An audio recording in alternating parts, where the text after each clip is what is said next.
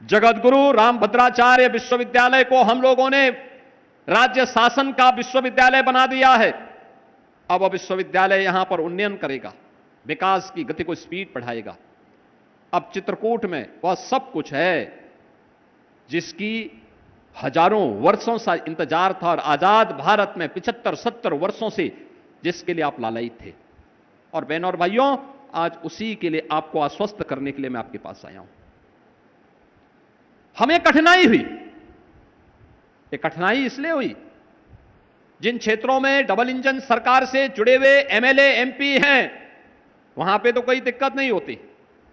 लेकिन जहां पर है नहीं वहां कोई बोलने वाला नहीं है। समाजवादी पार्टी के लोगों को तो ठेके पट्टे से ही फुर्सत नहीं है, उनको जमीन कब्जा करने से ही फुर्सत नहीं है। वो तो सरकार का डंडा है कि वे कब्जा नहीं कर पा रहे हैं, लेकिन गिद्ध दृष्टि तो लगी हुई है। बहनों और भाइयों, 2022 में चित्रकूट में भी डबल इंजन सरकार का कोई एमएलए होता, भाजपा का कोई एमएलए होता, तो चित्रकूट अब तक अयोध्या की तरह चमक रहा होता, काशी की तरह चमक रहा होता, प्रयागराज की तरह चमक रहा होता। 2024 में अगर एमपी भी भारतीय जनता पार्टी का जीता होता तो चित्रकूट पूरा जनपद और पूरा ये संसदीय क्षेत्र भी और तेज गति के साथ आगे बढ़ रहा होता। जो जनता की बुनियादी सुविधाएं हैं, जिनके लिए जनप्रतिनिधि डे टू डे लड़ता है, काम करता है, मेहनत करता है, परिश्रम करता है, संघर्ष करता है, वो तभी संभव हो पाता है जब जिस विचारधारा की सरकार हो वहां का एमएलए और एमपी हो, तो विकास के कार्यों में फिर कोई बाधा नहीं बनती। बहनों और भाइयों, यही समस्या थी, यही समस्या है चित्रकूट में।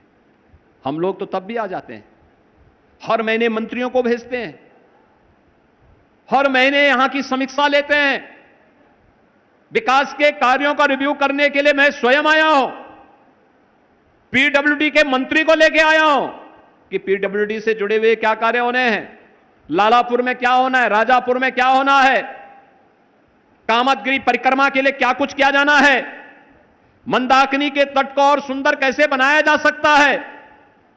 करवी के विकास के लिए क्या किया जाना है, चित्रकूट के विकास के लिए क्या होना है, गुप्त गोदावरी के बारे में क्या होना है, और राजापुर और अन्य क्षेत्रों को कैसे हम व्यवस्थित रूप से आगे बढ़ा सकते हैं, इन सब के बारे में